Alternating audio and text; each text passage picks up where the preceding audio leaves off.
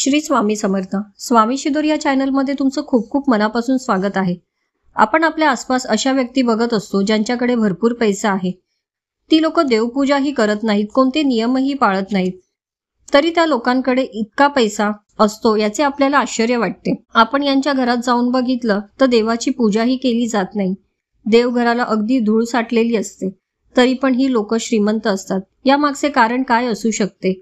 आपण सतत देव उपवास तपास होम हवन करतो, नको त्या नियमांचं पालन करतो, एवढे करूनही आपली परिस्थिती आहे तशीच राहते. मग यामागचं कारण काय असू शकतं याचा विचार तुम्ही कधी केलात का? कोणतीही गोष्ट साध्य करताना कष्टाची जोड तर लागतेच. कष्टाची जोड नसेल तर कोणतेही उपाय केले तरी ते सफल होत नाहीत. त्याचबरोबर कोणते उपाय करावे तेही तितकेच महत्त्वाचे असते. तुमच्या घरात 3 वस्तू ठेवल्यात तर तुमचं नशीब नक्कीच चमकेल. तुमच्या घरात लक्ष्मी स्थिर राहील, अडीअडचणीच्या वेळी पैसा कमी पडणार नाही.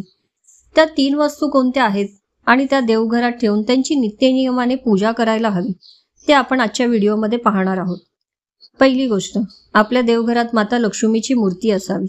शास्त्रानुसार लक्ष्मीच्या फोटोला, मूर्तीला अधिक महत्त्व आहे, म्हणून आपल्या देवघरात माता लक्ष्मीची मूर्ती कायम असावी.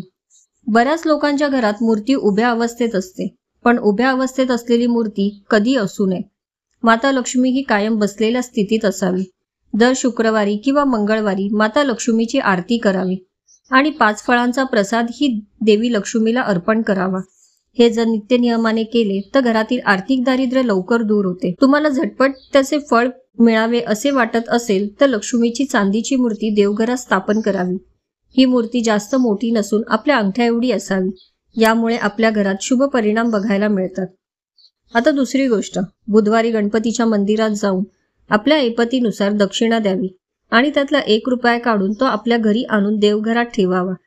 या 1 रुपयावर 1 सुपारी ठेवून त्याची नित्यनियमाने पूजा करावी. या उपायाने आपल्या पैशामध्ये बरकत येते. नोकरी, धंदा, उद्योग, व्यवसाय यामध्ये आपली नशिबाची दारं उघडतात.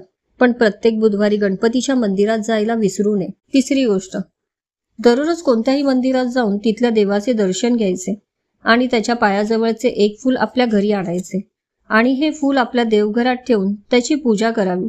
त्यामुळे सुद्धा माता लक्ष्मी प्रसन्न होते. माता लक्ष्मीला फुलं खूप आवडतात. ज्यावेळी आपण असे उपाय करतो त्यामुळे आपल्या घरातील वास्तुदोषही दूर होतो आणि घरात सुखशांती येते. अशा प्रकारे हे 3 उपाय तुम्ही नक्की करून बघा. तुमच्या घरावर माता लक्ष्मीची कृपा अखंड राहील. हे उपाय करताना मेहनत कष्ट करायला विसरू नये. उपाय करून घर बसल्या देवाकडे काही मागायचे, अशाने तुम्हाला काही फायदा होणार नाही.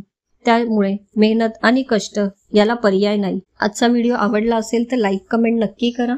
श्री स्वामी समर्थ.